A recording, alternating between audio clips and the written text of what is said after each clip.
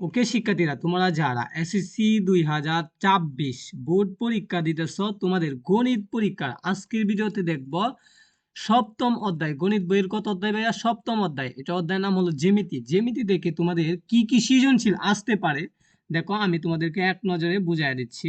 তো তোমরা এই পিডিএফ গুলো আমাদের থেকে কিভাবে নেবা, তো এই কমন সাজেশনের পিডিএফ গুলো নেওয়ার জন্য আমাদের সাথে হোয়াটসঅ্যাপ নাম্বারে যোগাযোগ করতে পারো। হোয়াটসঅ্যাপ নাম্বার দেখবা, হ্যাঁ, দেওয়া আছে। চ্যানেলের অ্যাবাউট অপশনে দেখবা হোয়াটসঅ্যাপ গ্রুপ দেওয়া আছে, এগুলোতে তোমরা জয়েন হলে পিডিএফ গুলা পেতে পারো। তো চলো আমরা দেখি জ্যামিতি সৃজনশীল থেকে 1 নাম্বার যে সৃজনশীলটা রাখা হয়েছে, মনে করো 8টা বোর্ডের মধ্যে যে কোনো একটা বোর্ডে এটা হুবহু কমন আসছে, ঠিক আছে, হুবহু কমন, ঠিক আছে। তো তোমাদেরকে একটু সৃজনশীলটা বুঝাইয়া দিতেছি। তো দেখো, সংক্ষিপ্ত বিবরণ সহ তথ্যগুলো চিত্র আঁকো। এই যে এইখানে দিছে, এগুলাকে কি করার জন্য? চিত্র আঁকার জন্য বলছে। তো তুমি যে কোনো একটা মনে করবা, ঠিক আছে। একটি ত্রিভুজের পরিসীমা পি, তুমি চাইলে এ ধরতে পারো, বি ধরতে পারো, যা খুশি ধরলা।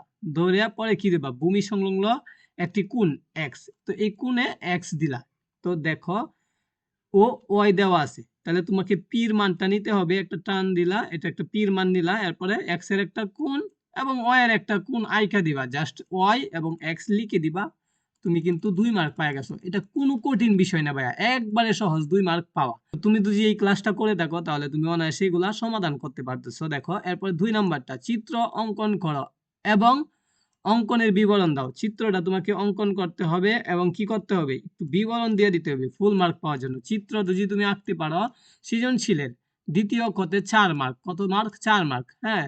এরপর ঘতে 4 মার্ক। তুমি যদি চিত্র আঁকো তাহলে 2 মার্ক পাইবা, আর যদি বিবরণটা লিখো তাহলে 2 মার্ক পাইবা। টোটাল তোমাকে 4 মার্ক দেওয়া হবে, ঠিক আছে। তো এরপরে সৃজনশীলটা কোনটা রাখা হয়েছে শিক্ষার্থী বন্ধুরা দেখি। 2 নাম্বার যে সৃজনশীলটা রাখা হয়েছে এটাও কিন্তু অত্যন্ত সহজ। তো দেখি এইখানে তারা বলছে একটি সমকোণী ত্রিভুজের সমকোণ সংলগ্ন একটি বাহু অতিভুজ এবং অপর একটি বাহু অন্তত দেখাও। হ্যাঁ, বাহুর অন্তত দেখানোর জন্য বলছি। মনে করবা একটি ত্রিভুজ সমকোণ সংলগ্ন এক বাহু এবং অতিভুজ ও অপর বাহুর অন্তর ডি দেওয়া আছে, তাহলে এ এবং ডি আইখা দিলা, জাস্ট 2টা মার্ক পাই গেল। এরপরে যদি আমরা দেখি ত্রিভুজটি অঙ্কন করো এবং চিত্র সহ আঁকো। তোমাদেরকে এই ত্রিভুজটা আঁকতে হবে এবং চিত্র সহ বর্ণনা দিতে হবে একটু, তাহলে তুমি এটা কনফার্ম হয়ে গেছে। এরপরে দেখো আমি জাস্ট তোমাদেরকে যে সাজেশন গুলা দিচ্ছি, যে সৃজনশীল গুলা দিচ্ছি, তোমরা এইগুলাই প্র্যাকটিস করে যাও। এইগুলাই দেখবা 8টা বোর্ডের মধ্যে হুবহু কমন আসছে, ঠিক আছে। হুবহু না আসুক, একটু ঘুরায় পেছায় আসবে, তো তুমি পরীক্ষায় আনসার দিতে পারবা। এরপর 3 নাম্বার দেওয়া আছে, তো ত্রিভুজের ভূমি এ, ভূমি সংলগ্ন একটি কোণ সূক্ষ্মকোণ এক্স, অপর দুইটি বাহুর সমষ্টি এস। আচ্ছা দেখো, প্রদত্ত তত্ত্বের আলোকে চিত্রটি আঁকার জন্য বলছে। চিত্র আঁকা, এস এবং এ নিয়ে একটা চিত্র কোণ আঁকা দিবা। এরপরে এই চিত্রটা আঁকা কি করবা?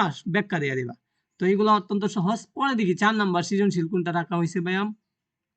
তো 4 নাম্বার মানে 1 নাম্বার, এটাই 4 নাম্বার সৃজনশীল, এইটাও তোমরা শিখে নাও।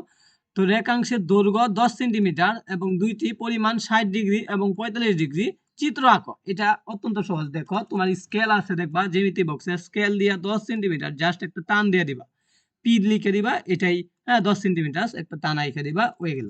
এরপরে কোণ আঁকবা, 60 ডিগ্রি কোণ আঁকবা এবং 45 ডিগ্রি কোণ আঁকবা। তো 60 ডিগ্রি এবং 45 ডিগ্রি কোণ কিভাবে আঁকতে হয় আমি তোমাদেরকে অন্য একটি ভিডিওতে বুঝিয়ে দিব, তোমরা যদি কমেন্টে লিখো।